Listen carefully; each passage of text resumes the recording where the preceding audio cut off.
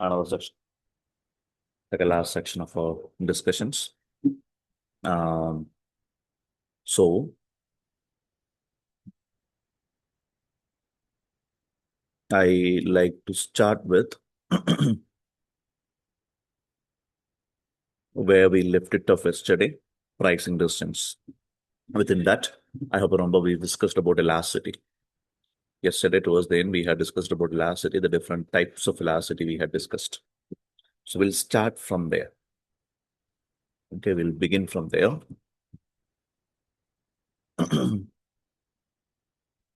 I'll share the screen.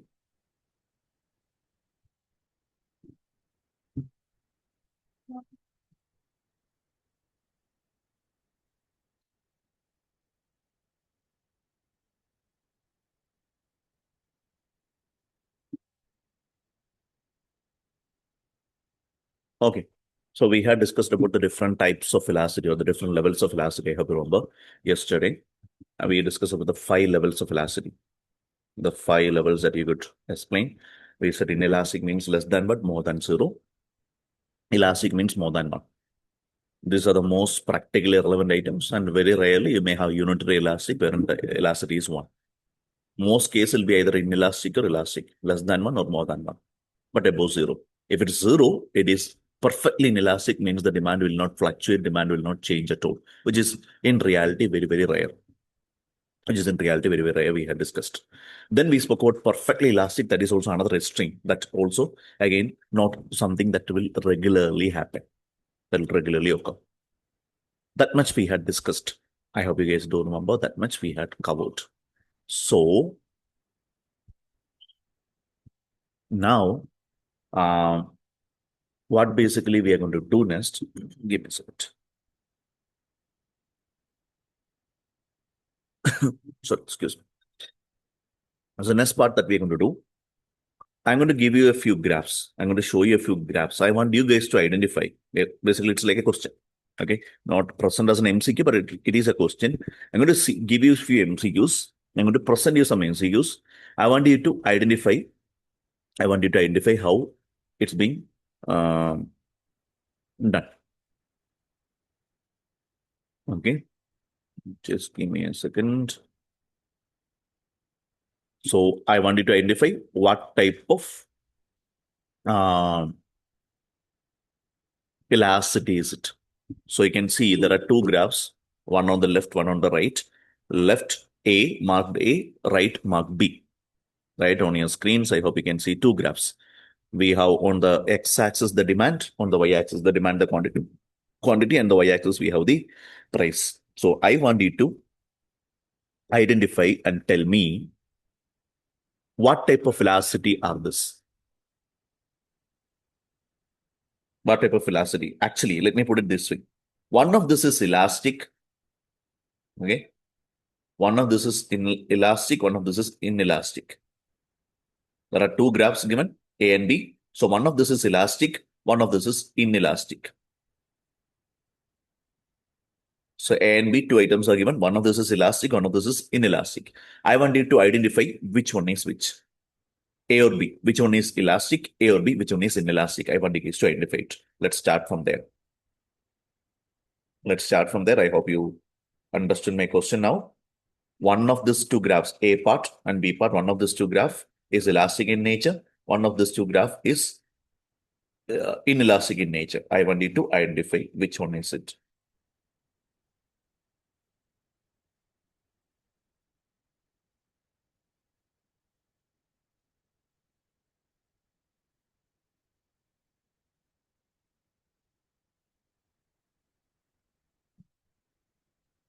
One of this is elastic, one of this is inelastic. I want you to identify which is this. B is elastic, I'm being told. Okay. A is inelastic, B is inelastic, says Duray as well. Same answer from Duray and Sneha. Duray and Sneha. And I happily concur, happily agree. This is inelastic. This one is inelastic. The A is inelastic in nature. A is inelastic in nature and B is elastic in nature. B is elastic in nature. Now let's discuss the logic also. Let's quickly discuss and understand the logic behind it as well. A is inelastic, B is elastic. B is elastic. Now, what is the logic behind this? A inelastic, B elastic. Look at A. The quantity here is fixed. That graph, the price demand graph or the price, demand and price graph, it is stable. It's a vertical one. It's an upward slope, down up angle. It's a vertical one. But most importantly, it's fixated. The quantity is fixed here. Whether the price is here, whether the price is here, whether the price is here, whether the price is here, it doesn't matter. As you can see, it doesn't matter. Rather, the quantity is always fixed at this level. Irrespective of where the price is, the quantity is always fixated. Irrespective of the price level changing, quantity is fixed at this Q level. So what does it mean? Despite you changing the prices, the demand will remain stable. Despite us changing the prices, the demand here will remain stable. That's what it means. Demand will remain stable. So we can peacefully conclude and say it's inelastic in nature. We can peacefully conclude and say this is inelastic in nature because it will not change. The demand will not change.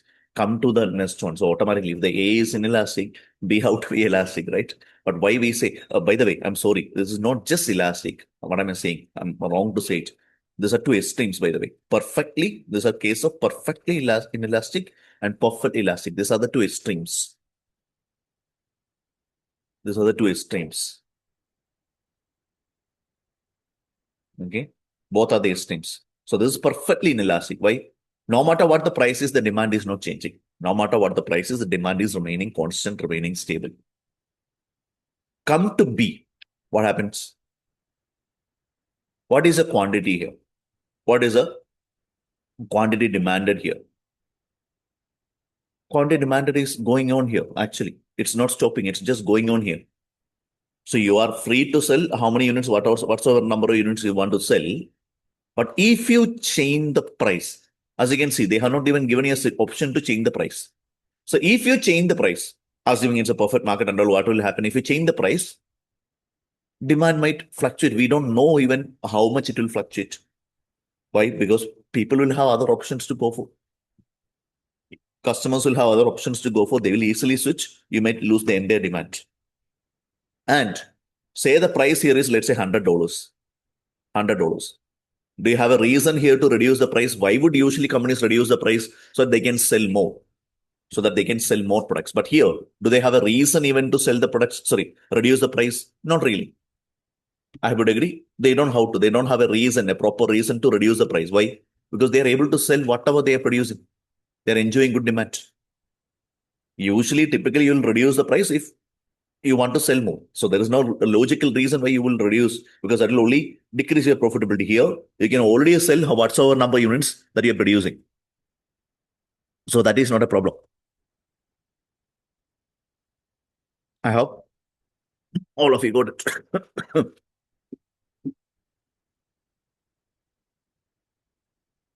Okay. That's perfectly elastic and perfectly inelastic and perfectly elastic.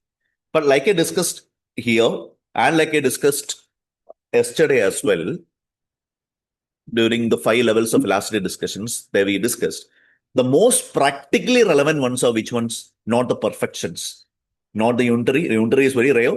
Perfectly elastic and perfectly elastic are very, very rare. Basically, they are theoretical.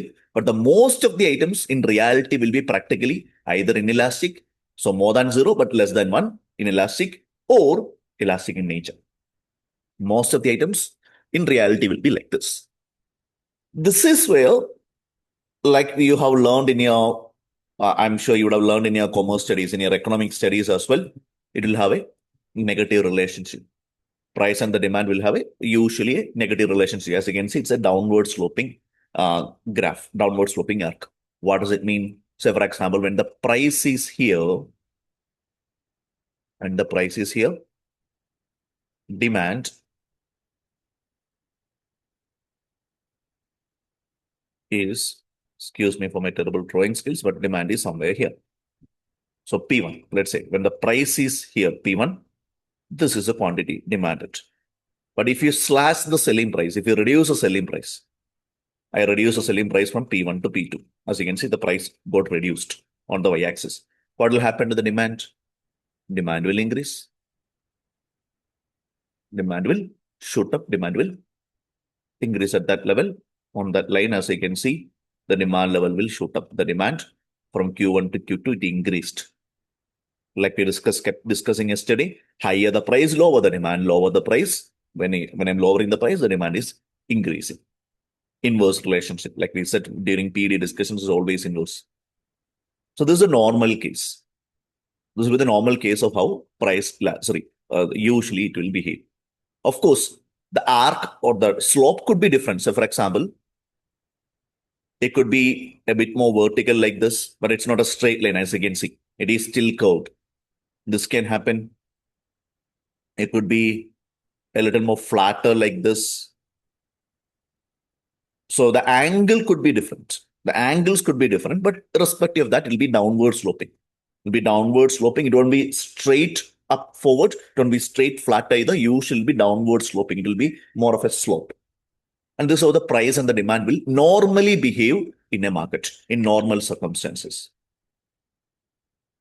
Can I have a confirmation, please? Are we good? Are we clear with this?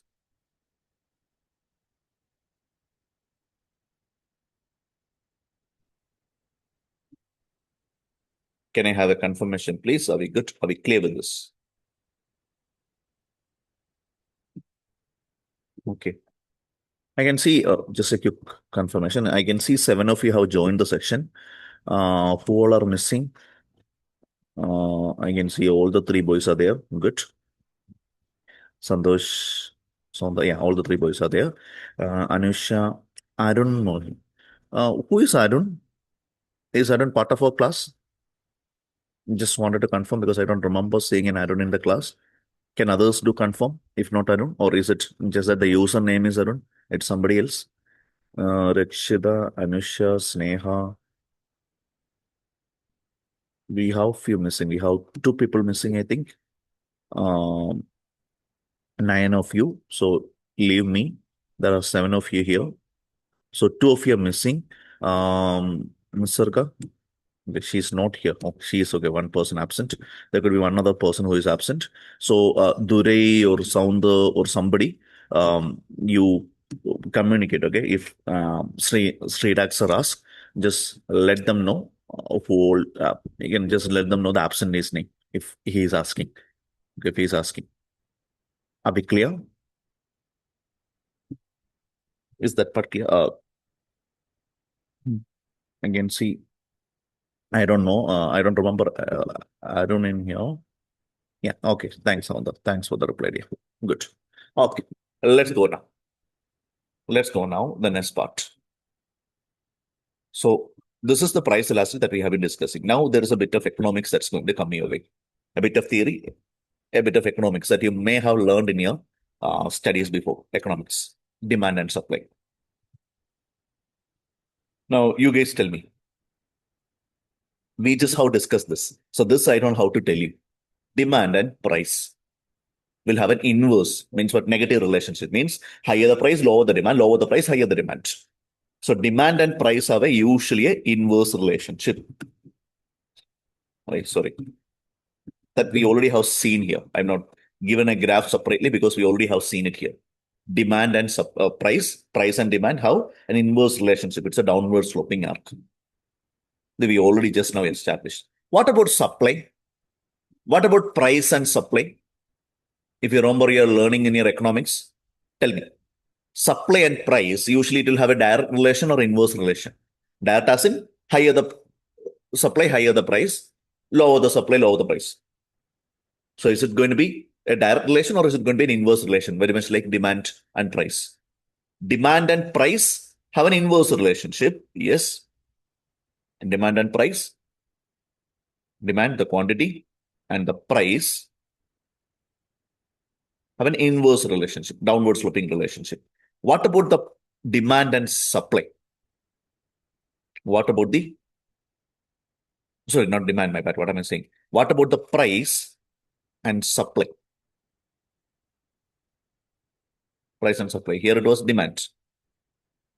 This is demand. So demand and price has a downward sloping relationship. Means higher the price, lower the price. Demand, lower the price, higher the demand. What about price and supply? Higher the price, what will happen to the supply? Lower the price, what will happen to the supply? What relation is it?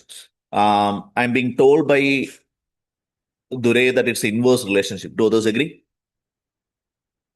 Inverse isn't same as price and demand. It will be a downward sloping relationship. Do others agree?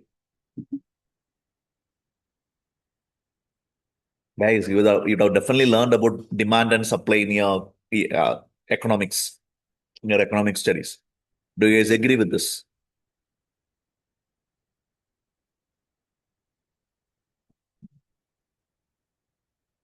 Do you guys agree with this? Others, what do you remember from your economic studies? What do you remember from your economic studies? Price and supply. Direct relationship, direct as in what will happen? Positive relationship. Higher the price, higher the supply. Lower the price, lower the supply. Or is it the same as price and demand, a negative relationship? A negative relationship wherein higher the price, lower the supply, lower the price, higher the supply. What do you think? Okay. Not getting any further response. So let me just discuss once again what we had discussed yesterday. Demand and supply. Demand and supply. One of this is actually controlled by the buyers. One is controlled by the sellers. One is controlled by the buyers. One is controlled by the sellers. Higher the price, higher the demand. Okay. Higher the supply. So you're saying, Sneha, you're saying it's a direct relationship. It's a positive relationship. Okay. So two different answers. Dure says inverse, negative relation. Sneha says direct. Higher the price, higher the supply. Means direct, straightforward relationship. Let's confirm. Let's lock it in. With the reason, let's understand this. Yesterday we spoke about it. Demand and supply. One will come from the buyers. One will come from the suppliers, the sellers. Demand or supply. Which one will be coming from the demand or supply? Which will be coming from the sellers? Which is controlled by the sellers? Demand is controlled by the buyers. I agree. Yes. Sounder. I agree. This is controlled by the buyers. So automatically, yes, supply is controlled by whom? Supply is controlled by the sellers. I hope all of you do agree. How much is going to be sold in the market, how much is supplied in the market will be dependent by the manufacturers, the suppliers, the sellers of the business. That's the truth. Okay. So now we are talking about what we are talking about the supply, price and supply. So if you are a seller, when is it more profitable for you to sell? When the price is high or when the price is low? When will you see that a product or a commodity in the market is more profitable? When the price is high or when the price is low? When is it more profitable?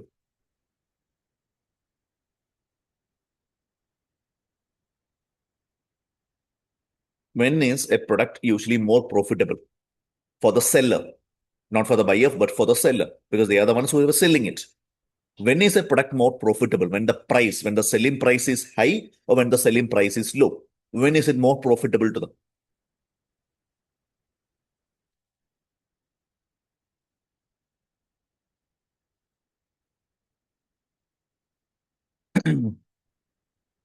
Let me repeat my question. When is a product or a commodity that you are selling more profitable to you as a seller?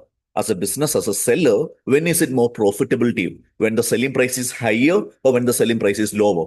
When is it more profitable? When is a product more profitable to you? Thanks, Neha. Others, do you guys agree? Do you guys concur? Higher. Higher the price, higher the profit. Right? Higher the price, higher the profitability. So if the selling price goes higher, that product is made more profitable in the market, which means what? More and more people will be interested in selling it. Play the logic. When the selling price is high for a product in the market, when the selling price is higher, it means it's more profitable. So more people will be interested in selling it in the market, will be interested in manufacturing and selling it. Why? Higher the price, higher the profit for them. So for the sellers, we are not talking from the buyer's perspective. For the buyer, it's the ulta. For the buyer, the lesser the price, they will be interested. But for the seller, higher the price, the better for them, because higher the price, higher the profitability. Which means, like Sneha had mentioned correctly, what will happen with the price and supply? It will have a direct relationship. It will have a positive relationship. It will have a this kind of a relationship. If you remember in your economics, long back you may have learned, demand is a downward sloping arc, whereas supply is a upward sloping one. It has a direct relationship, a positive relationship. Means higher the price, higher the supply. Lower the price, automatically for the sellers will be thinking like, lower the price. Now the profit per unit is lesser. So let me sell less. They'll focus more on those products which can be sold at a higher price, higher profit. So supply and price have a direct, a positive relationship. Demand and price have an inverse relationship, whereas supply and price, on the other hand, do have a direct, a positive relationship. Is this clear to everybody? Can I have a confirmation, please? Are we all good? Are we all clear with this?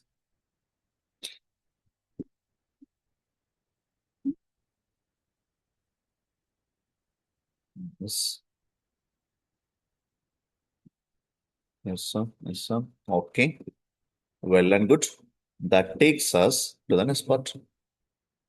So this is a equation for, or rather the way it will behave, which I already have explained. Price and supply have a direct relationship, have a positive relation. Higher the price, higher the demand. Oh, sorry, higher the supply. And then comes what? We already know the relationship nature. Then comes what? The market equilibrium. Like we discussed yesterday as well, especially when it is pure competition. When it is pure competition markets, that is a perfect competition markets where market demand and supply is not controlled by an individual. Where the market demand and supply is not controlled by an individual, by one company, what will happen? The market price is going to be determined based on what? When the equilibrium happens. That is, when the demand and supply equals each other. When this happens. On the x-axis, we have the quantity. On the y-axis, we have the price as always. And as you can see, supply is upward sloping. Right? Supply is starting here. It is ending here. Supply is upward sloping, whereas demand is downward sloping. Wherever these two lines intersect in the market, wherever these two lines intersect in the market, that's where what is happening? That's where market equilibrium is happening. That's where the market equilibrium will happen. The profit will be maximized. The profit will be maximized at this level. Which level? This level. Not my bad. Not the profit maximum. That's where the market price will be determined.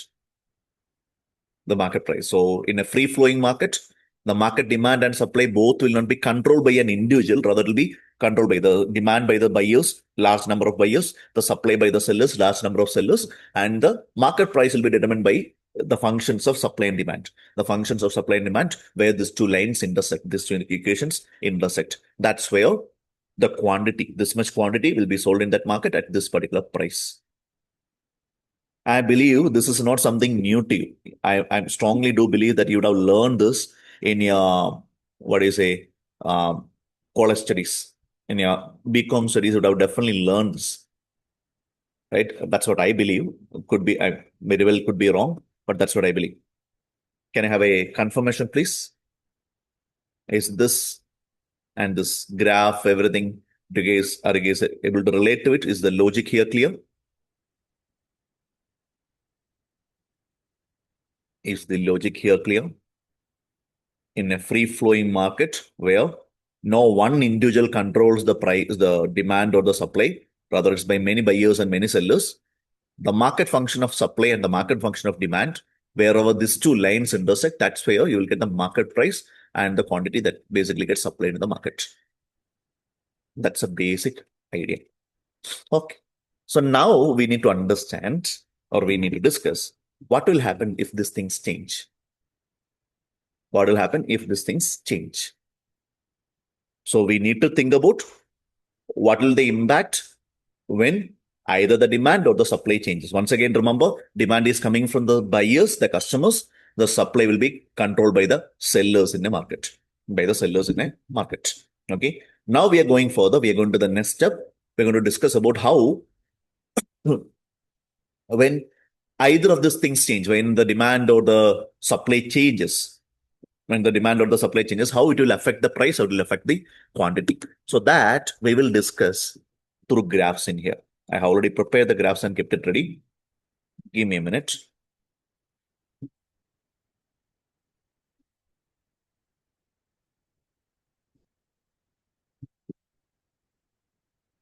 Give me a minute.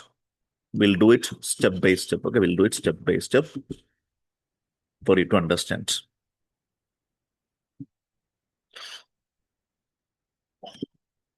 Okay, for you to understand. So, as you can see, it's the same graph that you have seen, the same graph that you have seen in the PPT. I hope the Excel screen is visible. Let me just quickly confirm that. Yeah, the same graph. Okay, focus only on the graph for time being. Now, what are we going to do? We're going to make the first change. We're going to increase, we're going to do one of this, okay? We're going to increase the demand. We're not going to make any change to the supply. We'll only increase the demand. What if the demand line increases? So what if the demand arc, the demand line increases, supply remains, no change in supply. So supply is constant, assuming that supply is not changing, but the demand, the requirement in the market increases. More and more people wants it. So what will happen now? What will happen now? The demand line will go upwards like this. Remember, supply line is unaffected. Right, as you can see here, what is happening? Supply line is unaffected. Supply line is this. Supply line is what is the original supply line? This line. And it is remaining unaffected. It's not changing. The supply line is unaffected. But the demand in the first example or the first case study that we are looking at, we are going to increase or decrease. We are going to change the demand. Supply is not changing. We are going to change the demand only. So what happened? The demand line, we are increasing it. Automatically the demand line, this is a new demand line. But this is a new demand line, D. Okay, it doesn't look like a D. This is the new demand line. So it increased. We increased it. We raised its bar, as you can see, to a higher level. The demand level was increased in the market to a higher level. Now remember, what was the market price and market demand earlier? This. So this was the price and this was a market quantity. Right? I hope you would agree. P1, Q1. This was a level. But now, if again remember, supply has not changed, but the demand line got shifted. There is a higher level of demand now. So the demand line got upward sloping. It went up. Now, what is going to be the effect now? So this is a new, right? This is the new demand line. This is our new demand line. And our supply line is the same supply line here. When is equilibrium happening here? This is a new equilibrium. I hope you would agree. This is a new equilibrium. The new equilibrium, the equilibrium has shifted. The equilibrium has clearly shifted. So what basically will happen? And the equilibrium has shifted, automatically it will lead to changes in demand and supply. Change in demand and supply. What will happen now? What is a new point of intersection? The new point of intersection now is this and this. Earlier, P1 was here. P1 was here. Q1 was here. Market quantity was here. But now what happened? When the market demand increased, market demand increased and nothing else has changed. But what is happening there? Nothing else hasn't. Supply has not changed. Supply did not change, but the market demand increased. So what will basically happen? Of course, the supply is increasing, so the market quantity is increasing. It became Q2. It has increased here. Similarly, the price also has increased. The price has increased as well. Both increases. The impact will be that. So simple logic, if the supply is not increasing, if the supply is not increasing, supply is not changing, but the demand level has increased. So we need more items in the market, more demand is there from the customers. but the supply in the market has not increased. So logically also, real world also, what will happen to the price? Price will increase. As you can see, the price will increase. And as the price increase, automatically, the sellers will be thinking like more profitable item. When the price increase, sellers will be like the more profitable item. So automatically the quantity, the supply in the market, sorry, not the supply. Supply is the same, but the items that get sold in the market will increase. The items that will get sold in the market will increase. Both the Q and the P changes and they both increases actually. They both will increase actually. So what will happen? If it's a case of increase, right? When it increase, here also it will increase. Here also it will increase. And the ulta may have happened if it has decreased. The ulta very well may have happened if it was decreasing. Let me just quickly confirm it. Let's say, for example, if the market demand has come down, then what will happen? The equilibrium would have been here. The equilibrium would have been here. So automatically the market price and the market, sorry, the quantity in the market both would have decreased then. Both would have decreased then. So that's the first change that we have to be aware about in a given market. If the demand increases without an increase in supply, if the demand increases without an increase in supply, then what will happen? The market equilibrium level for price and quantity both will increase. And the ulta, if it decreases, if it had decreased, it will decrease down as well. That will also happen. So for that, it had decreased, then it would have come down as well. It would have come down as well accordingly. Is this part clear to one and all? Can I have a confirmation, please? Is this impact? How a demand shift, a change in the demand will affect the price or the quantity? Is this clear to everybody? Are we good with this? So, thank you. Others, are we good with this? Yes. Okay. So that takes us to the next one. Increase in supply. This time, only the supply is going to increase. Right? We are going to focus on the increase part. This time, only the supply is going to increase. Demand is not changing. Let's see how that will behave. And let's see what will happen then. Once again, first let's look at the original equation. Let us first look at the original equation. So market supply and market demand. The equilibrium is happening when price is here and the quantity is here, Q1. Quantity is here. This time what are we going to do? We're going to increase the supply. So when you increase the supply, what does it mean? Not here. It will come to the right.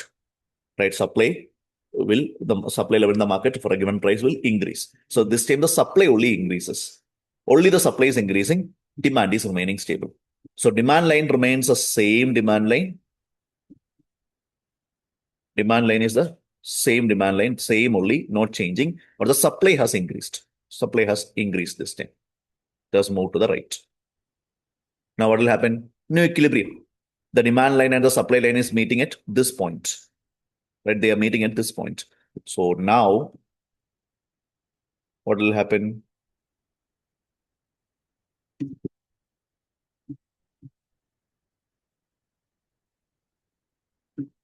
This will be the new point and this will be the new point.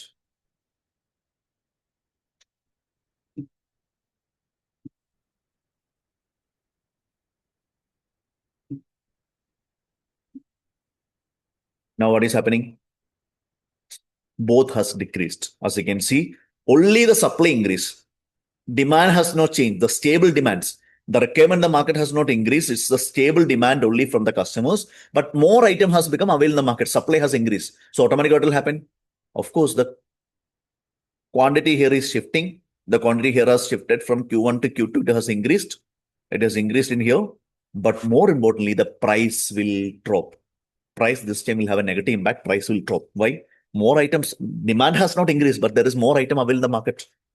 There's more item available in the market. So the price is decreasing here, which means what will the impact here? Price will, when the supply decrease, So remember, when the supply increase without a change in demand, demand is remaining the same. But if the supply, the available in the market increase, what will happen? The price will decrease. The market price will is expected to decrease. On the other hand, quantity, of course, because the supply has increased, the quantity is basically expected to go up. Quantity available in the market is expected to go up. That's the second case. That is the second case.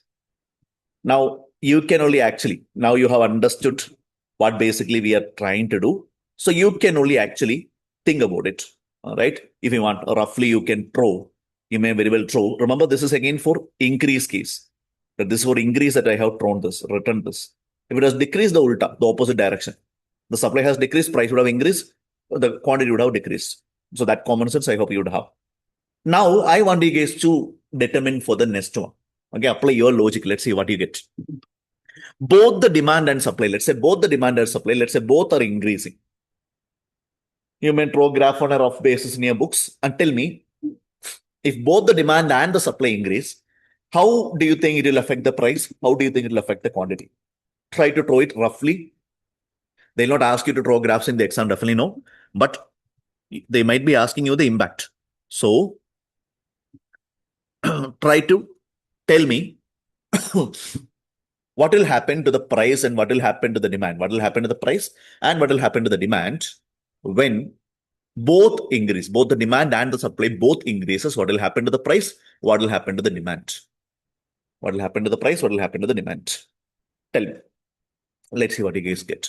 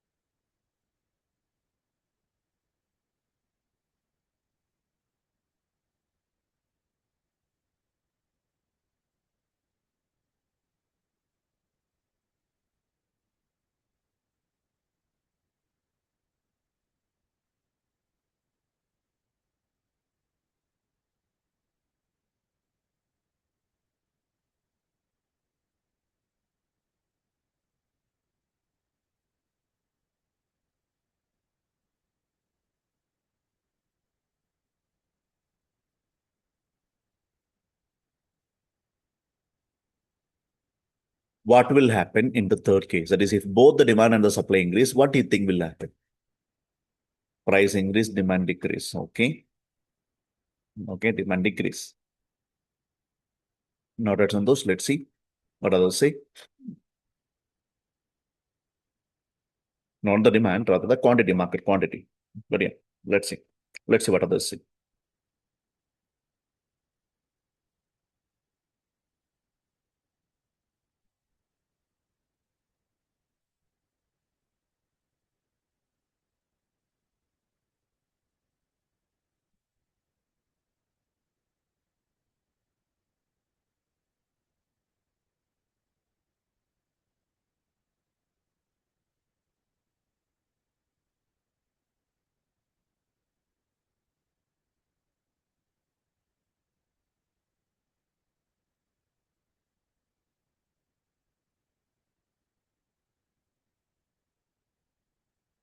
Others, waiting for others to do your little experiment on your notes, on your book, and tell me what will be the overall impact.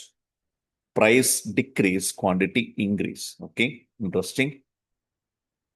Interesting.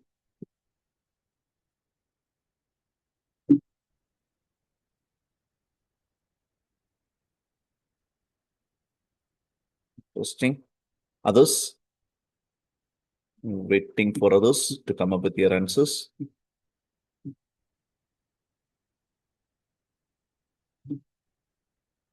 Price decrease, quantity increase. Okay, fine. Thanks for your attempts. Okay, thanks a lot for your attempts. Okay, there is more coming. Very good. Very happy to see that. Happy to see that you guys are trying it out. Quantity increase, price constant. Price constant. Okay, interesting. So this time what is happening? Both the lines are going to increase. So now the price is here, P1, and the quantity is here, Q1. Market quantity is here. Now we are going to increase both. I'm going to experiment increasing both. So the demand increases and the supply also increases. Okay. Both increases. Need not be on the same line. Let me just put it here. Okay, let me just put it here. Now watch very, very carefully. Watch very, very carefully. What's happening? What is a new equilibrium point? Give me a minute. What's the new equilibrium point? Actually, I can take it from here. That is better. Let me take the green lines. Where is a new equilibrium point in here, guys? The price, did it change? Yes. But ever so lightly. Very little change. Right? Very little change for the price. Okay. What about the quantity? For quantity, it's much more clear and evident.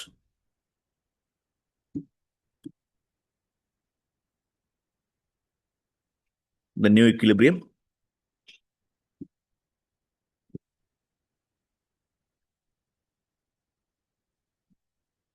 Both the lines have changed now. Orange is a new line of D2, S2. So the new equilibrium is here, which means P1. P2. Look at it, very, very close. Q1 to Q2, it's very, very clear, very, very evident, it has increased. Quantity, very clearly it increases. Price, very minimal change. It has increased in this case, but very minimal change. Now, what if, say, for example, we increase the supply demand also, no? What if, say, for example, the demand increase only until here? This also can happen, no? Both are increasing. So what if the demand only increase until there? Then look at it. The price would have slightly, ever so slightly to have reduced. Again, even there also, the quantity increases very, very sharp. The quantity would have increased up until here, right? Based on this point, the quantity would have increased up until here. So there'll be a clear increase in quantity. There would have been a clear increase in quantity. But what will happen to the price? Price will change. In this original case, it is slightly increasing. But when I change the line, as you can see, when I brought down the demand level, as you can see here, the price is actually decreasing a little, very much like the increase. Or like somebody here said, it will remain constancy. That's also possible. Now what is happening? Look at the equilibrium point of the two yellow lines. Look at it sharply. Again, compared to the earlier quantity has increased. Clearly, the supply has increased, the quantity has increased. But look at the price is not even changing. So I can very safely here say that when, right, I can safely say that when both demand and supply, both demand and supply increase in the market, what will happen? Market quantity will for sure increase. That will increase. But the market price change will be minimal, and it could be increase or decrease. It could be increase or decrease, but comparatively very minimal, comparatively very lesser change. It will change. We can't say it won't change. It will change. Often we use the term intermediate for it. Compared to how much the quantity is changing, the price will change at a very intermediate, very less level, very lower level. I can summarize and say the change in price levels will be at a lower percent than the change in quantity. This is a summary of what I can see here. When both are increasing, when both demand and supply is increasing, supply, the market quantity clearly, it's very clearly it is increasing. Price may increase, price may decrease, price may remain stable also. And even when it is changing, increase or decrease, it will be very minimal. As you can see in this case, very minimal difference between P1 and P2 compared to the difference between Q1 and Q2. Compared to the difference between original quantity and the new quantity, the price levels have very little change, right? They have very little change originally, P1 and P2, if I have the marking area. Or it may have reduced also, it might have removed, so remain the same. It may have slightly reduced in this case, or like in this original case that I have put here, it may have ever so slightly, it may decrease, increase. And this is the reason why some of you said price increase, some of you said price decrease, some of you said price remains stable. But I hope you have also noted the change in the price. When you compare the change in price and the change in quantity, when I'm saying the change, it is this area that I'm talking about, the change. The change in the price levels and the quantity levels, when you compare, price level change is very minimal as compared to the quantity level change. And yeah, one person had said quantity will decrease, quantity will not decrease. That is wrong. It will always increase, but the price change will be comparatively very minimal. Is this clear to everybody? Can I have a confirmation, please? Is this clear to everyone? Can I have a confirmation, please? Are we good? Are we clear?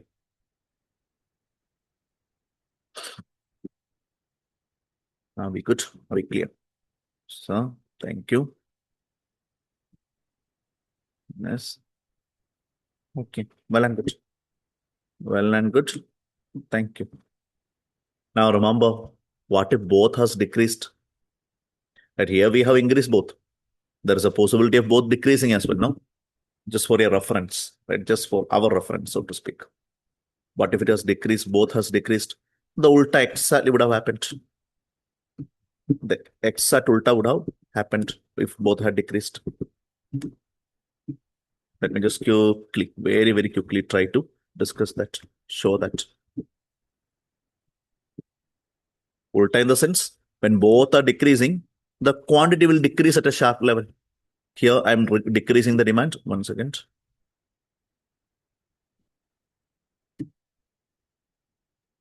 Here, I'm decreasing the demand sharply. I'm going to decrease the supply also sharply. Sorry, now supply is what I decreased. The demand also will decrease. Okay, what am I saying? Now demand line I decreased. Supply line also I will decrease for you. Sorry. Let's reduce both.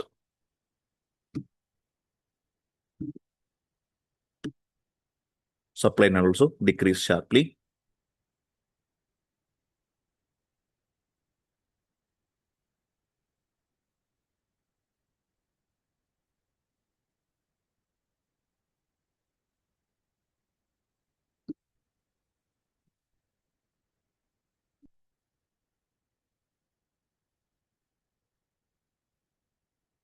As you can see, both the demand and the supply, both I have decreased. Now what is happening here? Somewhat by the same area.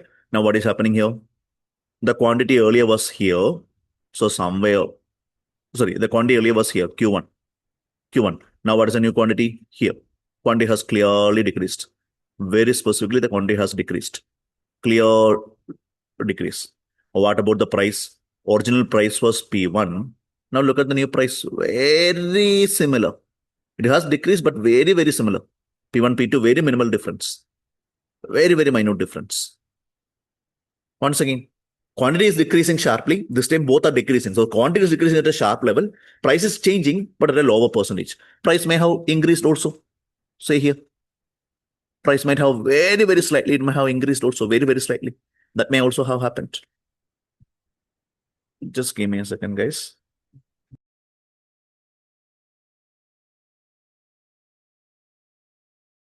So to summarize, I hope you got the point.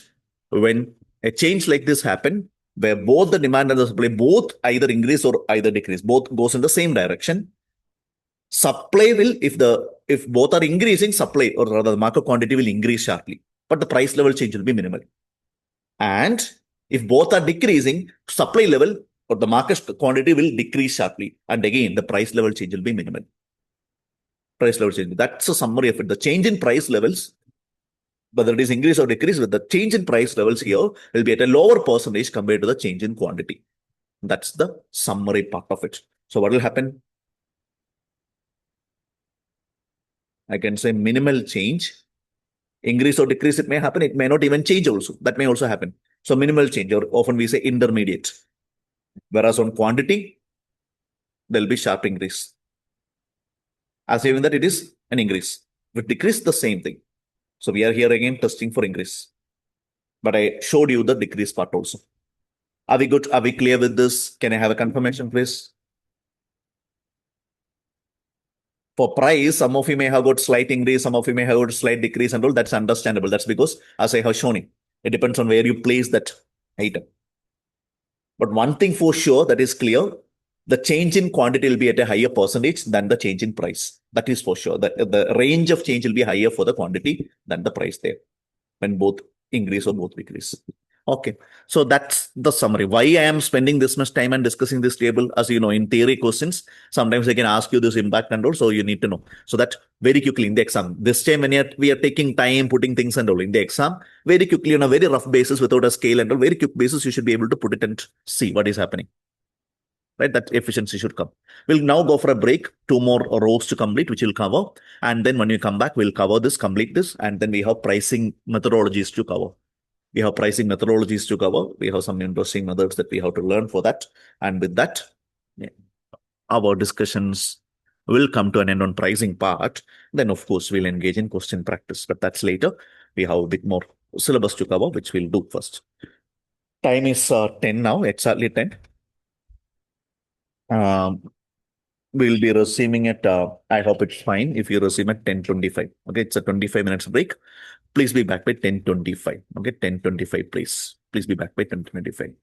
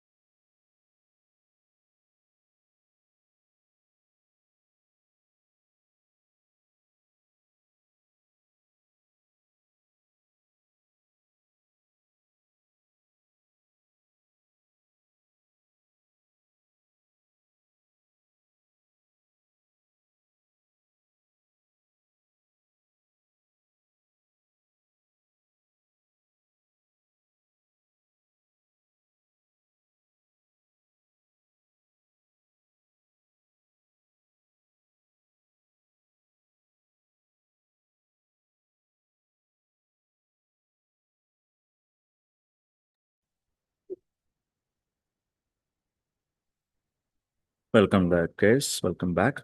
I'll share the screen. We'll continue and finish that table quickly.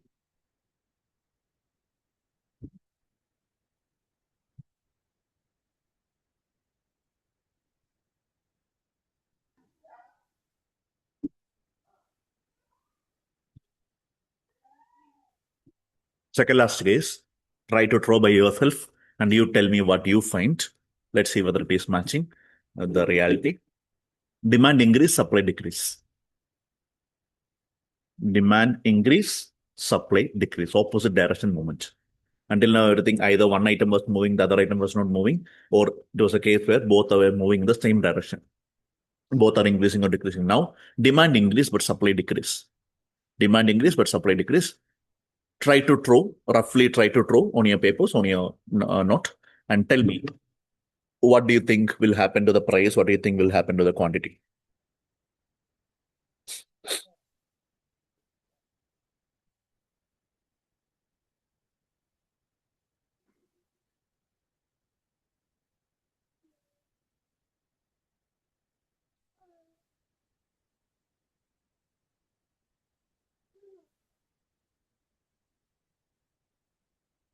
apa apa அந்த book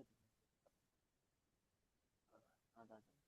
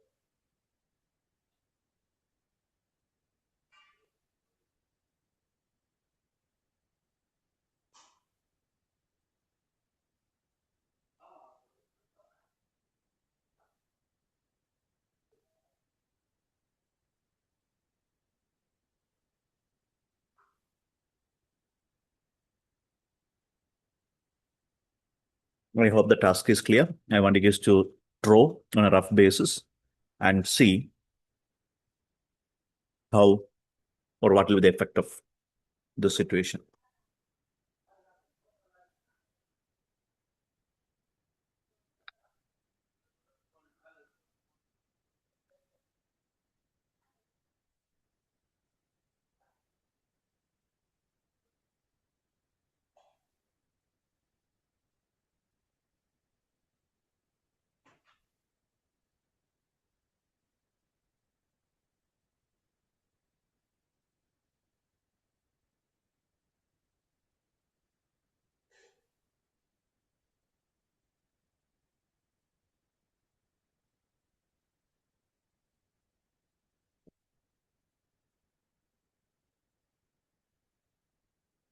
Let me see whether I have got anything. Okay, two responses. Let's see. Interested. Price increase, quantity decrease. Okay. Price increase, quantity decrease. Price increase, quantity decrease. Price will, okay. Sounder has a different answer. Price will decrease. Interesting. Price increased, decreased, quantity increase. Price decrease, quantity. Okay. Here, price increase, quantity decrease. Here also, no, here it is. Very different answers, by the way. Very, very different answers. Very interested to understand. Price increase, quantity decrease. Okay, price increase. What will happen to quantity? Let's discuss and close it off. Okay, let's discuss and close it off. I've been told to some people, is there anybody who told price will decrease? Just quickly have a quick recheck. Anybody had mentioned price will decrease? Price increase by mistake. Okay, noted. So I said that price will decrease. Okay, fine. I don't know how the day you got that. Let's discuss this. Okay, let's discuss this. And this time, what is happening? Price is the demand is increasing, the supply is decreasing. So, as you can see, originally the equilibrium P1, Q1 at this point. Then, as you can see, what did I do? The demand, I increased it. The demand, I increased it. And the supply, I decreased it. Remember, supply to the left because I'm decreasing it. Supply is not increasing. If it's increasing, I'll have to move it to the right. Here, supply is decreasing. Supply decreased. So this is supply line 2. This is demand line 2. This is supply line 2. Supply decreases, demand increases. Demand goes up, supply decreases, goes to the left. When it's horizontal axis, when we keep going this way, it increases. So I'll move to the left, it is decreasing. That is what the supply. When it's a vertical axis, when it go up, it increases. When you go down, it decreases. That's how it works. So demand increased and supply decreased. Okay, supply decreased. So now what is the equilibrium point? The new equilibrium point is this. In this example, it is this. Okay, in this example, it is this. Now, what is happening to the price? Price very clearly will decrease. Sorry, price very clearly will increase. My bad. What am I saying? Should very clearly, sharply will increase. This time the price increase will be very sharp and clear. I don't know, for the people who said price will decrease, maybe the supply line, you may have put it here. I don't know. By mistake, may have happened. I don't know. Okay, I hope you got the point. It should, when we say supply decreases, it should be taken to the left of it. So what basically happens? The new price is now this. Price is increasing. As you can see very clearly, price is increasing. What about the supply? Supply though minimal change. Like earlier how it was for price, this time supply has minimal change. This time as you can see, the new supply is changing, but ever so slightly. Very, very minimal change. Right? This is Q1. This is Q2. Very minimal change. So this time what will happen? Price will increase and it will increase sharply. The supply will change, intermediate change. Supply change will be intermediate, very minimal change. Okay. Now, why I say minimal change? It could have occurred here also. No. Say the supply line, sorry, the demand line, I'm just changing it here. This is also an increase. Again, this time also the price will sharply increase, but the supply would have reduced little. As you can see, supply, this would have been the meeting point. Then what would have happened? Price is still sharply increasing, but the supply would have very slightly come to the left, it would have decreased. So the point that I'm trying to say, this time, in this case, the price will increase clearly, but quantity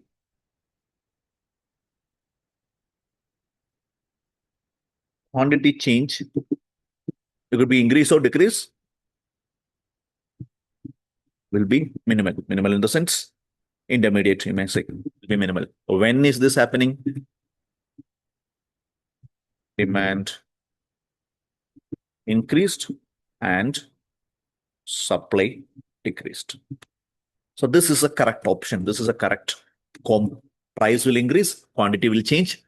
It will change. So some of you may have got increase, some of you may have got decrease. Both are right, but it will be at a very less level. So the price will sharply, clearly increase here. And the quantity will have an intermediate, minimal change. I may say intermediate, minimal change or intermediate change. The other term is intermediate. Is this clear to everybody? Can I have a confirmation, please? Are we good? Are we clear?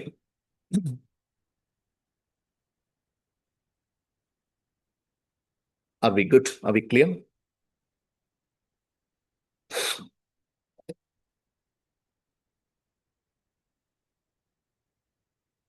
Can I have a confirmation, please? Are we all good? Are we clear?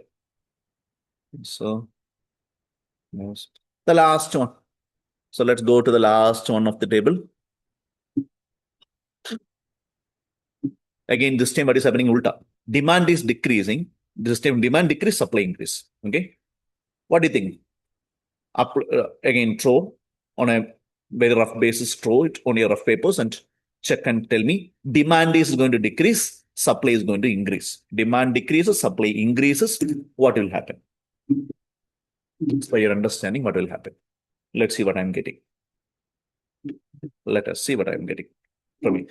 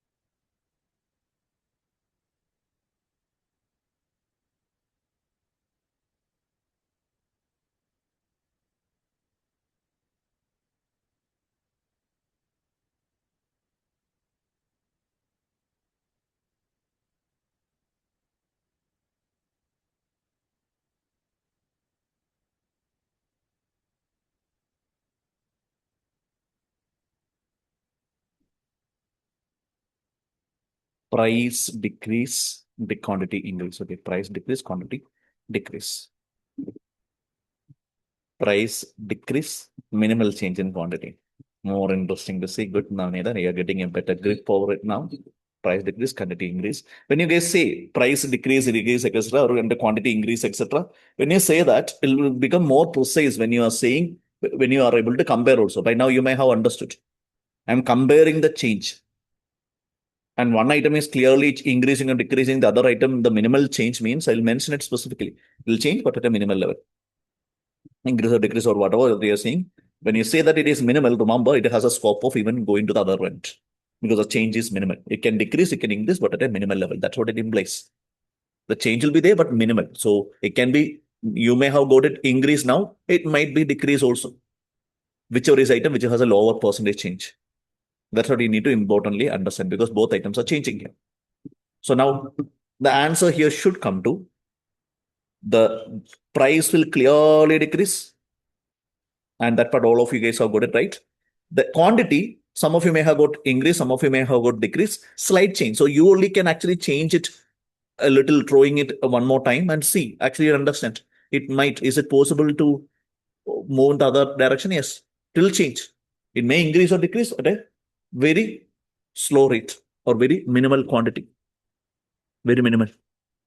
Now, what am I saying here? Let's understand it with the graph, the last one. With the graph. What is happening this time? Sorry. Price quantity minimal change. Price decrease, quantity minimal change. Decrease, yeah. Decrease, increase, that's very subjective. So what's happening this time? Give me a second. This is our original price and original quantity. Original quantity, Q1. What is happening this time? The demand is decreasing. Right? Let's say the demand is decreasing. The demand has come down like this. The demand has come down. What happened? Supply, on the other hand, it has increased. Supply has increased, but demand has reduced. Move to the left. What is happening? The new equilibrium is here, very, very close to the quantity part. The new equilibrium is that, which means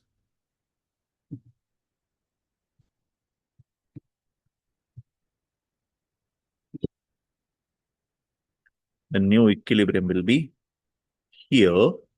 So what's clearly happening to the price? A sharp, very clear price change, decrease. Price is clearly decreasing. Look at the change. It is clearly decreasing.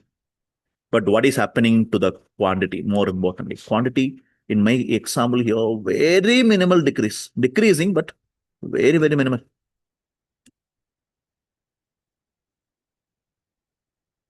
Is it decreasing? Yes, but namesake decrease. Very, very minimal decrease one more time. Oh, so not decrease, but increase. Increasing, but very, very minimal increase in this case. Now it could have been the other way around. Say, for example, say the demand has come down to here. Rather the demand had come down to here. What will the new equilibrium here? So the price will decrease. Price will decrease at even a higher percentage. Price will decrease at a new higher percentage. But then what will happen to the quantity? Look at the quantity happening here. Quantity would have decreased there, but at a minimal percentage compared to the change in price, the change in quantity will be lesser. So the quantity may have increased or decreased, but whatever is a change, it will be very minimal. Sometimes no change, or it will be minimal. It can be no change also. Why? Because the intersection may happen this way. This way could be the new intersection. Now look at it, where the two orange lines are meeting. They're both meeting at the original quantity only. Quantity is not changing, but the price is dropping. Price is clearly dropping. So price, there'll be a clear-cut drop. For price, there'll be a clear-cut drop. Whereas for the quantity, very minimal change. This time, the alt of this,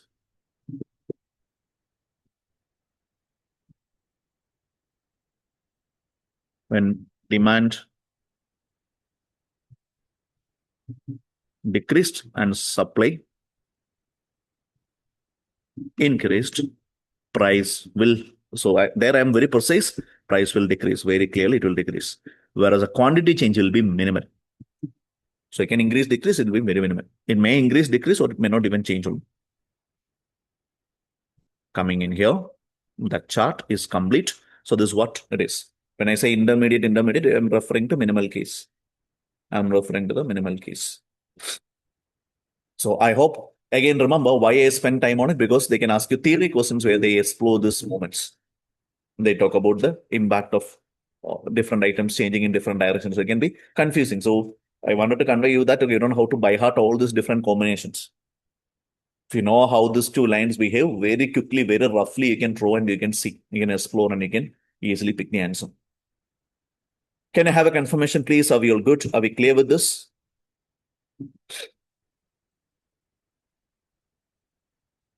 Can I have a confirmation, please? Are we all good? Are we clear with this? Okay. Okay. Okay. Okay.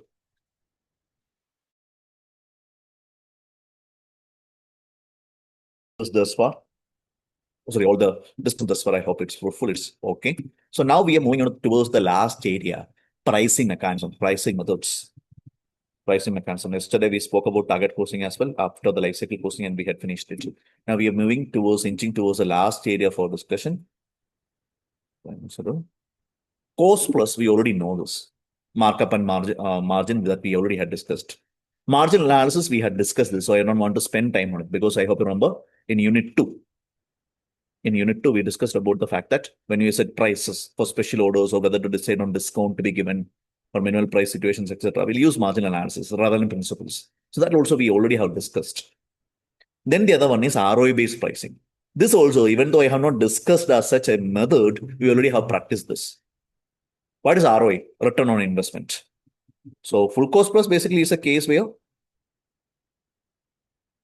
the sales price is calculating the full cost and adding the profit that we want. To the cost, we add the profit that the company wants.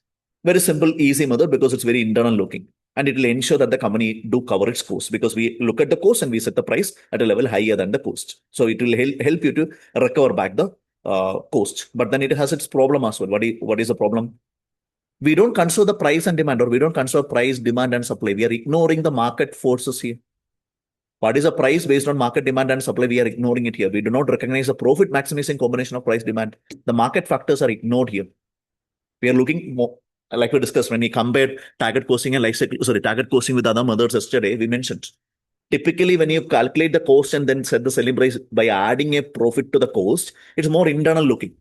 It's more internal focused. Right? It's more internal looking, it's more internal focused. So that's not a great way of doing things. Why? Because we're not trying to understand the pulse of the customers and roll a lot there. Then budget output might be really required. So the forecast should also be there. Why? Because if we need full cost, we need the full cost per unit, especially to calculate the profit. To calculate the selling price. You need to know in advance. We need to know in advance at what price we need to sell the item. Right? For that, we need to know how many units you're going to produce. But there could be uncertainty. The budget output, there could be uncertainty. There could be uncertainties regarding this. In other terms, it could be often not that easy to exactly predict because market condition could be very variable, very unpredictable. Political situations like now what is happening with the war and or geopolitical tension, oil issues, inflation, such things can keep affecting our demand level in the market. So it may not be that easy to predict the demand levels in the market, the output level in the market very, very sharply, which will affect our cost calculations. Because if you have to calculate the total cost first internally, we need to find the total cost and divide by the number of units. That is an estimation. It's not an action. So that problem is also there. So these are things that we already have discussed. Even though I have not put it as a method, we already have discussed. Then marginal analysis, we had a full unit that we use for it. So I'm not going to spend time on it. Marginal analysis, unit 2 was entirely on it. We'll use the relevant principles, future incremental cash flows, when we use special orders and all. The new thing is ROI based, where the price is set based on the required return, the required profit on investments, return on investment. This, we already have practiced a question action. Why? Let me just switch the screen. Even though I did not teach you that method, I have to remember this question. It was target costing question. It was a target costing question, but here they have very easily incorporated the idea of getting a target return as well. What happens in here? How does this method work? ROI-based method means we have a profit. This desired profit is the ROI, profit that we want, return on investment that we want. So let's say, for example, we identify that the cost of a product is, let's say, $80 per unit. This is an example. And for the product, the investment of the product was, investment of the product was, let's say, $40,000. Investment was $40,000. And we want a return. The investors want a return, means a profit, a return percentage of, they want a return percentage of, let's say, 10% on this. They want a return of 10% of this. The investment was 40,000, they want a return of 10% on this. And the number of units planned, the last item, the units planned. Okay. The units they have planned to produce is maximum. Let's say,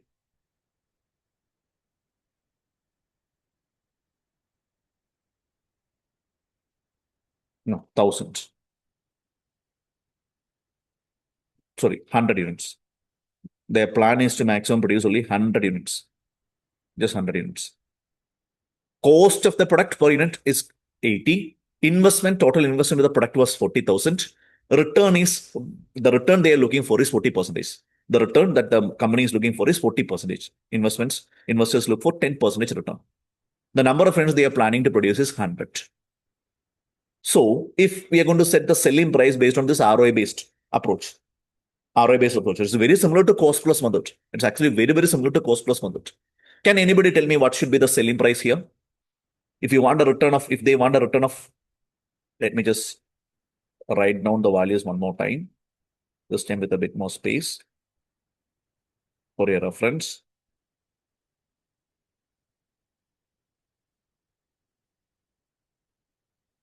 We are looking at a product. Okay, we are looking at a product. Let's say product called Gamma. Product Gamma. Okay. The cost per product, the cost per product per unit was identified to be, let's say, $80. The total units they are planning, just 100 units, maybe very heavy unit, kind of items, installation. So only 100 units is the total that they are expecting. The total investment into the product that they have spent money is $40,000. $40,000. And the return percentage, the return percentage,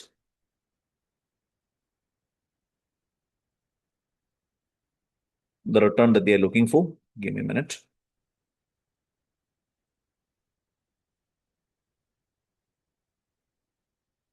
That they are looking for is 10%. They are looking for a return of 10% of the investment. They want a profit of a return of, the investors want a return of, okay, give me a minute. I have to write it outside. They want a return of,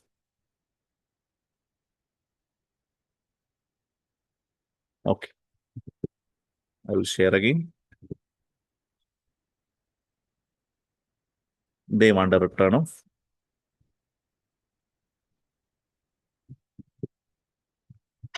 and they want a return of 10%. These are the details. Okay, these are the details. So cost payment 80, number of units 100, investment 40,000, return 10%. Return is 10%. So now you guys tell me, what do you think should be the selling price here? What must be the selling price here? As per the ROI approach. ROI approach as in they want a profit. The profit they require is 10% of the investment. What should be the selling price here? Sounder, the cost itself is 80 dear. If the cost is 80, how can the selling price be 40 or 40.8? I want you guys to calculate based on this ROI approach. I want you guys to calculate what? I want you guys to calculate the selling price per unit. What should be the selling price per unit? That's what my question is. What must be the selling price per unit? Cost per unit is 80. Cost per unit is 80. They are planning to produce 100 units. Investment in total will be 40,000. Return percentage they want is 10%. What must be the selling price? 1.3. Dure, cost per unit itself is 80. Each unit, what is the cost here? 80, not total. Read carefully. Per unit, the cost is 80. So if you sell it at 1.3, what profit are you going to get? Similarly to Dure also at 40, what profit are you going to get? Okay. There is something problematic there also, Dure. They have done some wrong there. Work it out. Others, cost of a product, 80 per product, they have identified. They are planning to produce total 100 units. The total investment of the project into the product was 40,000. If they are looking for a return of 10%, how much should it be? How much should be the selling price? What must be the selling price here? What must be the selling price here?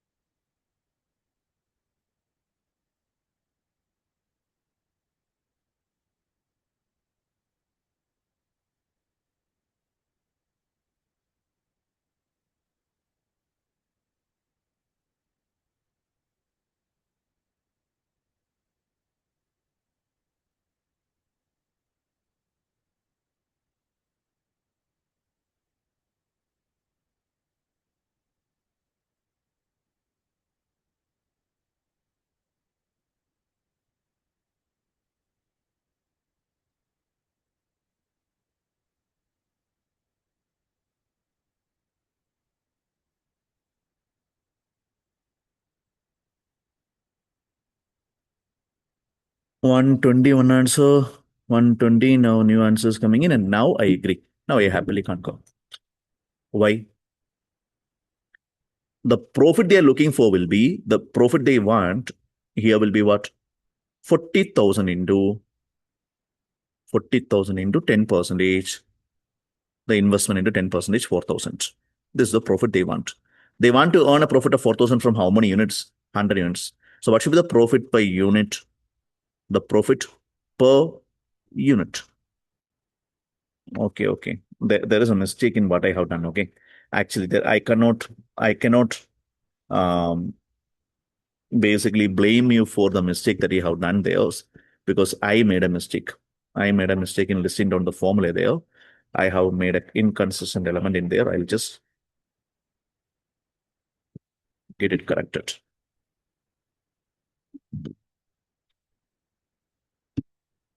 So in the formula, there are two ways of calculating it. I mixed the formulas. Either we can do it in total or we can do it in per unit basis. I have combined it. I had clubbed it here, and that's wrong. It's my mistake that some of you ended up getting 1.2 or 40, etc. Some of you got it. It's my mistake actually. So how do you calculate the profit here, the selling price here? Cost per unit plus a desired profit per unit, if it's per unit. If it's in total, total cost plus total profit divided by number of units. One of that. Either per unit means that we have converted to per unit. Or what will you do? We'll take the total and divide by the number of units in total. Okay, my mistake, not your mistake, actually, to an extent. But 40.8 and all, I don't know. Anyways, so profit per unit here will be what? 4,000 divided by 100. 4,000 divided by 100 units. Sorry, 100 units. What will happen? 40. 40. So what will the selling price? 80 plus 40. 80 plus 40. The answer will be 120. Answer will be 120. Or total cost plus total 4,000. Sorry, this 4,000. Total cost plus the 4,000, the whole divided by. So total cost will come to 80 into 100. One second, guys. 1 second.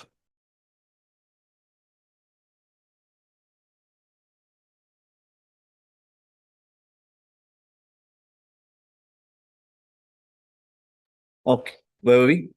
Yeah, the total. Oh, sorry, yeah.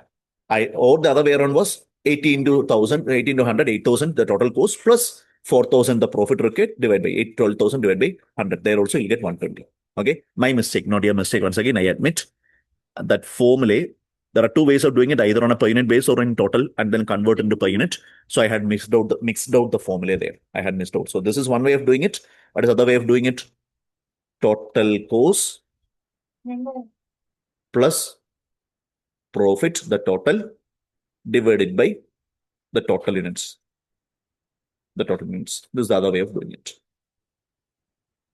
Are we good? Can I have a confirmation, please? Are we good? Are we clear with this? Are we good? Are we clear with this? Can I have a confirmation, please?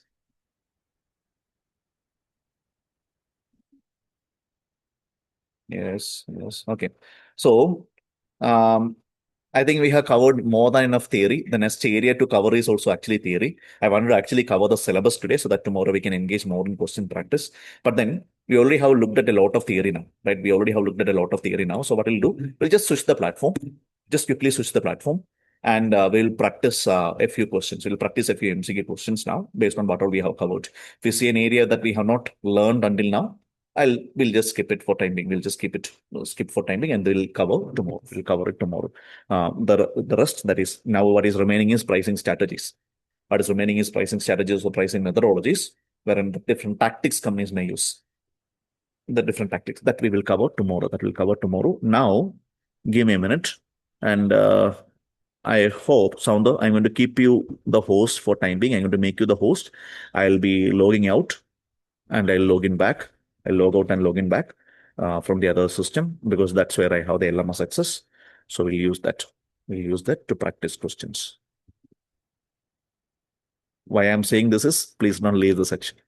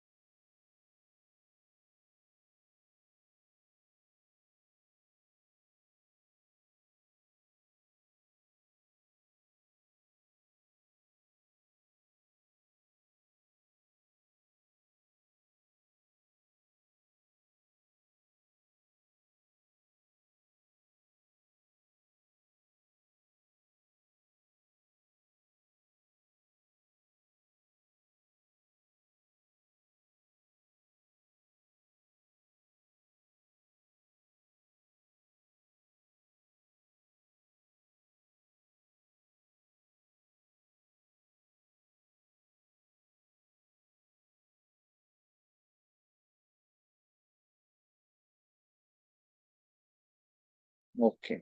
I'm reclaiming back the host rights. Thanks. Thanks for waiting. Now I'll share the screen this time. And this time we are going to look at the LMS. We're going to practice questions.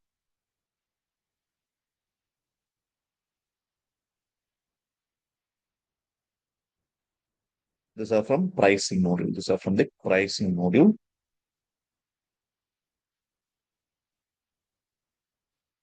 for us.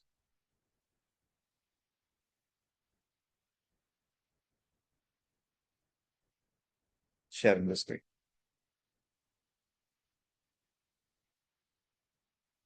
Done. Done.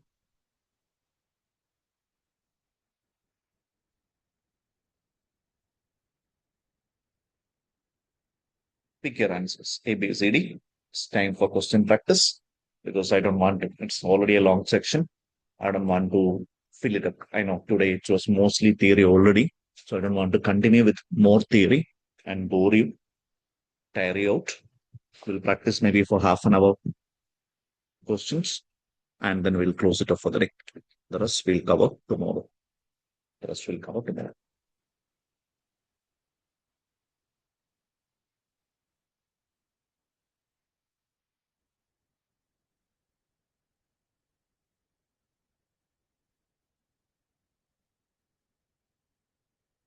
A, B, C, D, what will be your answers?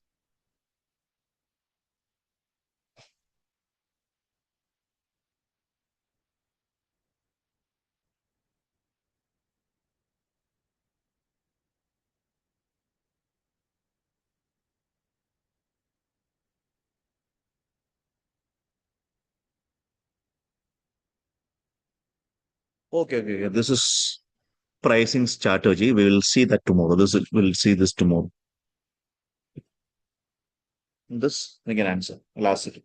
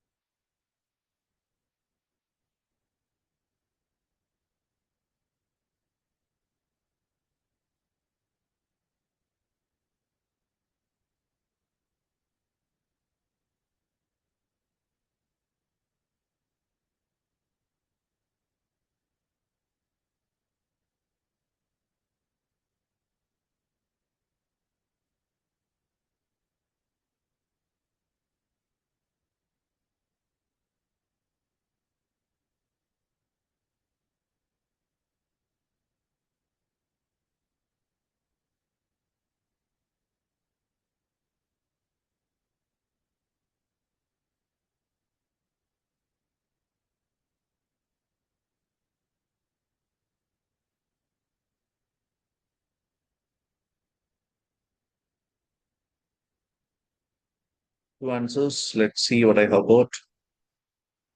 Sandra says D. Sandra says C. Nanida says D. D and C are the options I have got thus far.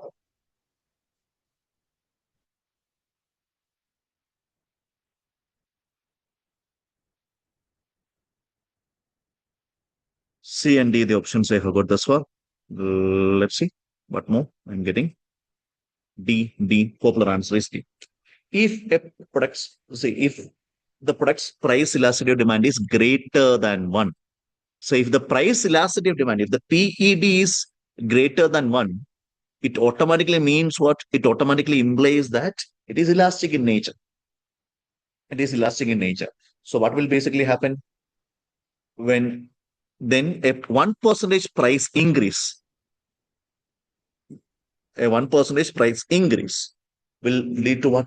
We always know the PED always it's negative, as in higher the price, lower the demand. Lower the price, higher the demand. They are talking about increasing the price, 1% increase in the price. So whether it is elastic or inelastic, it doesn't matter. Whether the value is above one or below one, it doesn't matter. It's always negative. So when you're increasing the price, definitely the quantity will decrease. The answer can be only C or D. It cannot be A or B. And all of you gave me answers of either C or D. And the popular answer was B. See, they are saying that the PED value is greater than 1. They are saying that the price elasticity is greater than 1. What does it mean?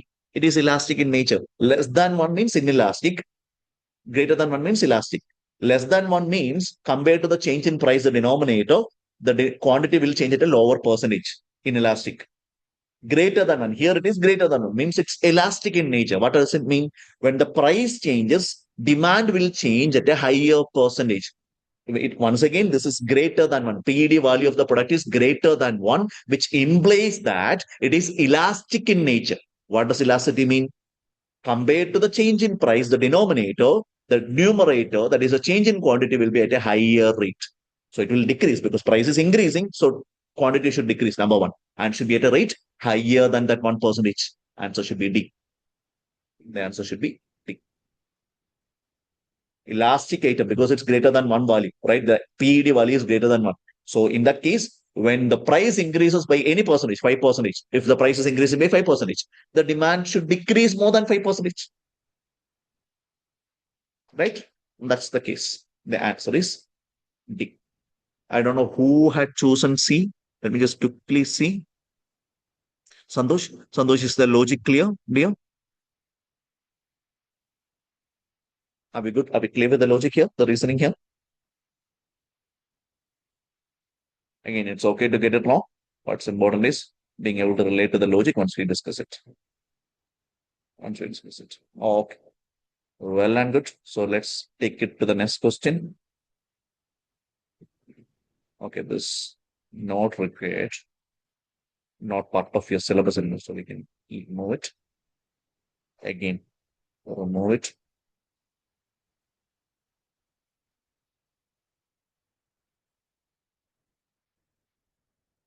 And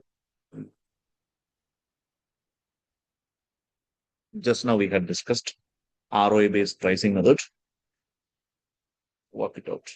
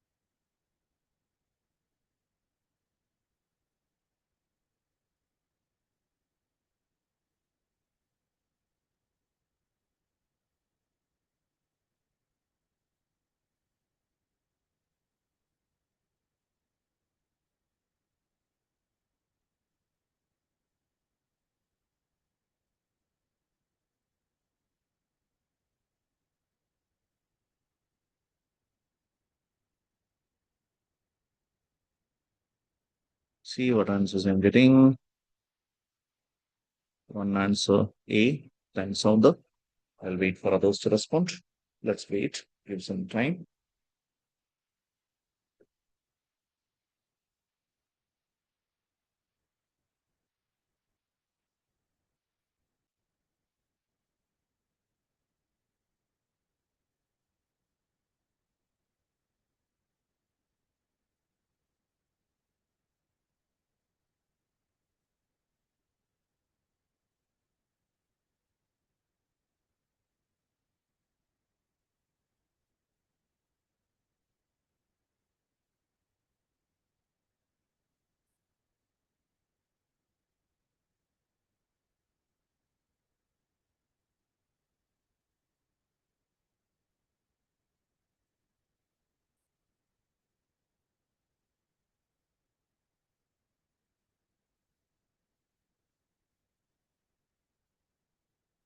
C.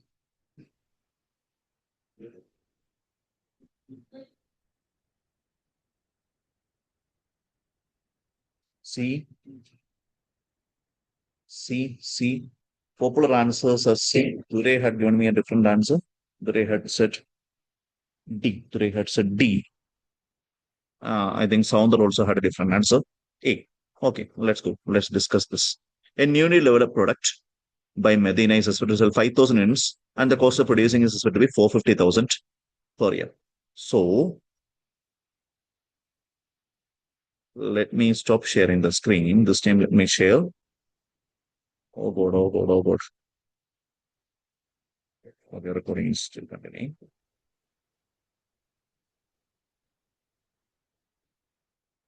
The same, the Excel sheet also for you to check the numbers that I'm working out.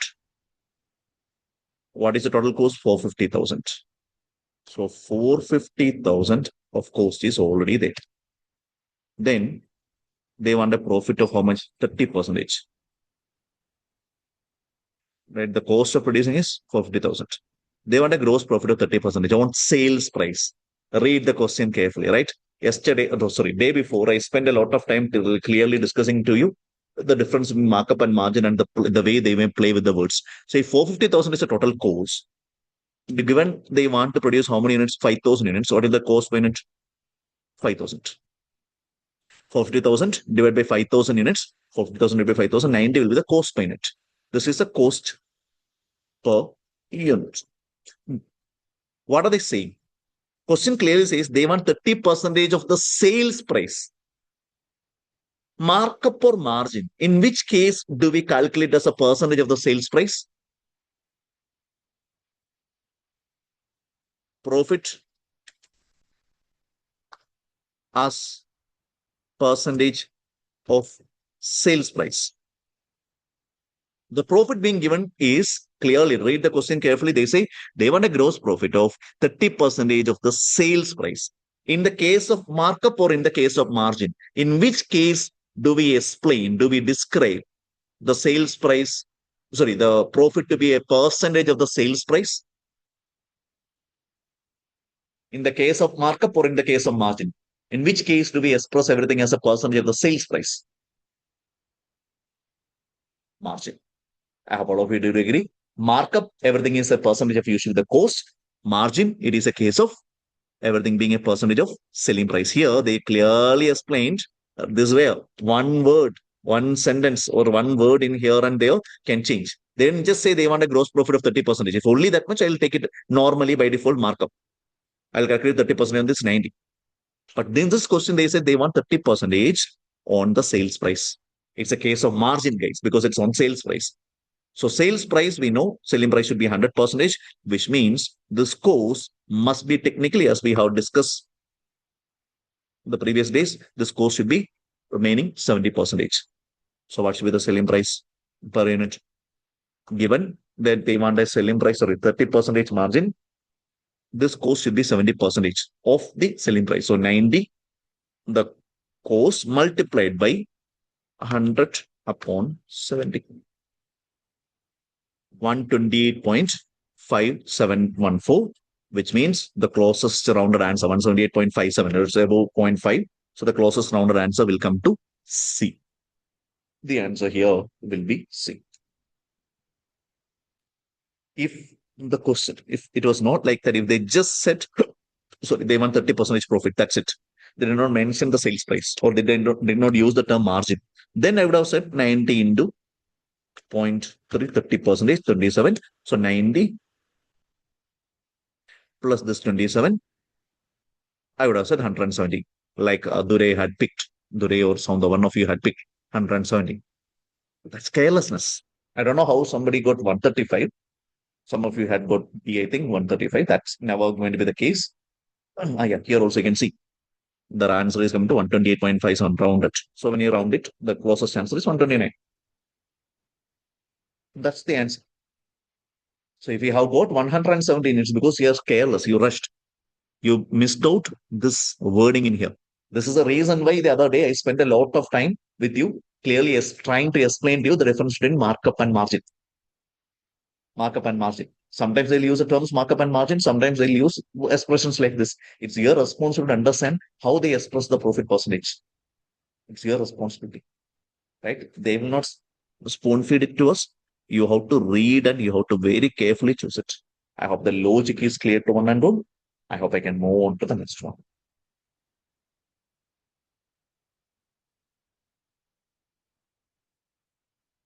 This we can do because we have done target costing already. This we can practice. This we can do. So they're asking which one of the following is not a characteristic of market-based costing.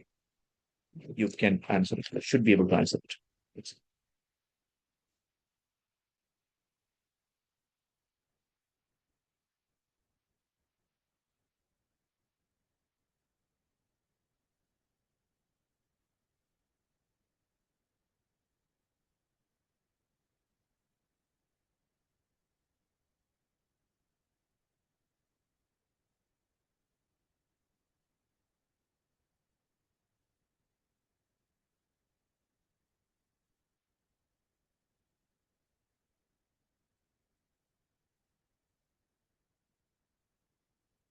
A, one answer. A, I'll wait for seeing other answers.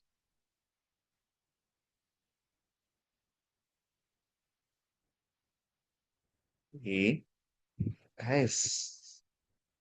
A, okay. Sounder says C. A lot of A's I'm seeing. A lot of A's I'm seeing. C, okay. C. Now I feel better. Guys, don't be careless. Which one of the following is not a characteristic? Which one of the following is not a characteristic of market-based price costing? What is market-based costing? Which is a method where we, based on the market, we end up setting the cost, target costing, right? I think yesterday we had discussed about it. Yesterday we had discussed about target costing because what happens under the target costing, we look at the market-based selling price and based on that we set internally the cost. We arrange the cost accordingly. We manage, try to bring it down to that level. That's what we do under target costing. So under that method, it has a customer-driven external focus. It is true. It is a characteristic because even right from the selling price, we don't set the cost first. We first look at the market. We try to understand what the rate at which the customers are ready to buy it. It's external driven. It's market driven. I hope you remember. I kept saying yesterday. It's market based. Sorry, it's price led costing. And how is the price set based on market research? It's customer driven. It's true. It is a characteristic. It is used by companies facing stiff competition. It's true. It is very much true. Why when they face very big competition, that's when you will look a lot more into market research and to understand at what price your product can survive in the market, at what price the customers will accept it. So it's very true. Say if you're a monopoly, right? Monopoly means you don't have any competition. If you're a monopoly, you don't have to do market research. You will sell. You will decide what price. They'll have to buy it because you're the only seller. So you look at the market variance, market variables, etc. When you are worried about competition. So second one, B, is also true. And then D, it starts with a target selling price and a target profit. Yes, reverse order. I hope you remember. We identify the selling price. What selling price? Target selling price, the market-based target selling price. And from that, we'll reduce the target profit, the profit that we desire. We'll end up getting the cost. That's the specialty. Market-based costing. When they say in your mind, it should come. They are referring indirectly to target costing. Market-based selling price, from that target profit will be reduced, we'll get the target cost. The target cost, that is what we call as the what is a target costing. But C, so A, B, C, they are characteristic, they are features of market-based costing or target costing. But C, it is used by companies facing minimal competition. There's exact ulta of B. See, B and B and C are there. They are opposite, so they cannot be together true. No, think about it. Right? So B is true. Sorry, B is basically a feature, a characteristic, a feature of market-based pricing, target costing. But C is, what are they saying in C? It is used by companies facing minimal competition. If you're facing minimal competition, like a monopoly, you're not bothered about the market. You don't have to worry about customer taste, preference, etc. Because they don't have a choice. The customers don't have a choice to buy from you. They don't have a choice other than to buy from you. They'll be forced to buy from you. Why? Because there are no other suppliers. In a monopoly, I'm giving an example of monopoly because minimal competition there. Minimal competition with the suppliers from the other sellers. So you will determine there. You are the, what is it? You are the champion there. You are the king there. You decide what selling price you want to sell the item. There, you don't have to bother about the market dynamics. You're bothered about the market dynamics in target posting. You look into the market first. You look into market research to understand at what price we can sell it. Why? You are worried about market conditions. So there, it means you should be facing competition. But if it's minimal competition, you don't need to use market variance and all. So the answer here, which is the following, is not a characteristic. The question asked me, which of the following is not a characteristic. The answer is C. And I assume that many of you chose A, thinking like with the following, basically looking at market-based posting or target posting. So you directly chose A because it's customer driven or external focused. Carelessness. If you chose A because you missed out that not word there, that negative word there, then it's absolute carelessness. I hope you'd agree. I hope you'd concur. It's absolute carelessness. Don't do that in the exam. See, it's one thing to lose marks against a difficult question. Maybe you misunderstood the question itself and you got it wrong, or you didn't know and you got it wrong. Okay, then I can understand. But otherwise, please do understand. If you're losing out marks over a question because you don't know it or you don't know the subject, you don't understand the subject, okay, it's fine. Not saying it's fine, but then, yeah, okay, there is some rational to it. But you're good with the topic, you understand the concept and all. But in a question, you're losing marks because you're careless. You missed out a word here and there. Like in the earlier question for Duray, Duray or Sounder, it was that sales price because I got an answer of 170. He or she, whomsoever that person, that student had used calculated as a markup, calculated on the percentage of carelessness. The way I look at it as a teacher, it's carelessness. Here, again, carelessness. Don't do that to yourself. Please don't do that to yourself. It's okay, it's acceptable to lose marks if you don't know the answer, if you did not understand the concept, if it was difficult to you, etc. But doable questions, very easily doable questions. If you end up losing marks because you are careless, you are rushing, etc., nobody can save you. Don't do that to yourself. Please don't do that to yourself. Is this clear to everyone? Can I have a confirmation, please?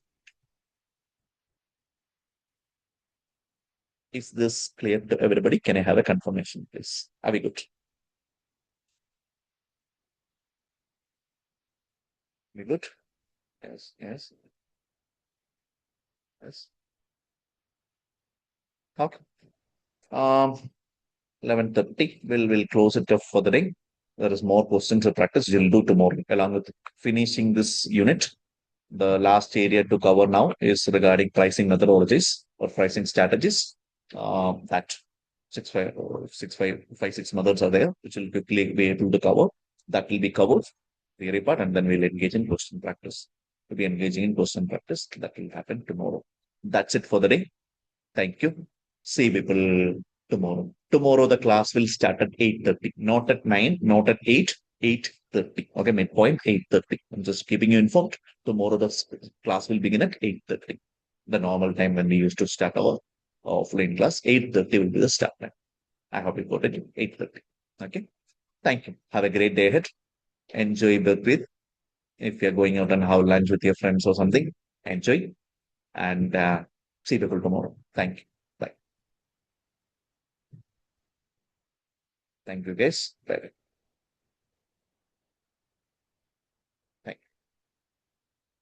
Thank you. Thank you. Thank you.